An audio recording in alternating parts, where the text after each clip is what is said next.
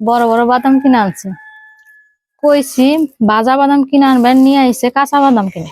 এখন কষ্ট করে বাইজা খাওয়াবো আর কি। হ্যালো বন্ধুরা, আসসালামু আলাইকুম। আপনারা সবাই কেমন আছেন? আশা করি ভালোই আছেন, আমিও ভালো আছি।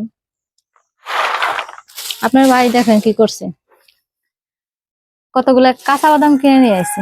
কইছি ভাজা গুলো আনবার, সে আমার একটু কষ্ট করে খাওয়াইবো, এর জন্য কাঁচা বাদাম নিয়ে আইছে। কত সুন্দর সুন্দর বাদাম। আমি কি বাদাম ভালো করে ভাজতে পারি? ভাজতে পারি না, তারপর চেষ্টা করতেছি, দেখি পারি কিনা।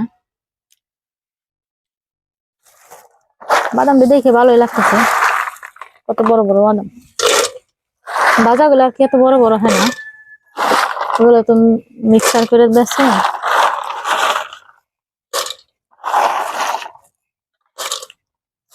বেশি করে দিই,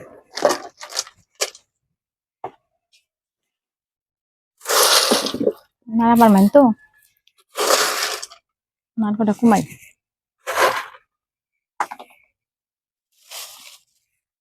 বেশি করে দিয়েছিলাম কিন্তু নাড়বে পারিনি, পাতিল ছোট তো।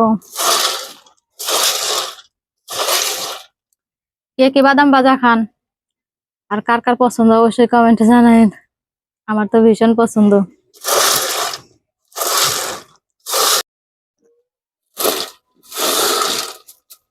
দেখে নি একটা খায়া হয়েছে নাকি, আগে মনে হয় তো হয়ে গেছে।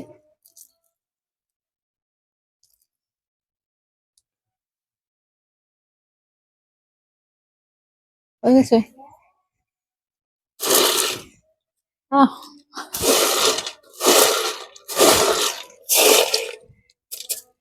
আমি কখনো বাজি নাই, আজকে প্রথম বাজ বেড়াইছি, তো বাজা তো পারলামই। ভাবছি বাজতে পারবো না, সুন্দর করে বাদাম বাজলাম। আজকে 1 কেজি বাদাম ভেজে খাবো।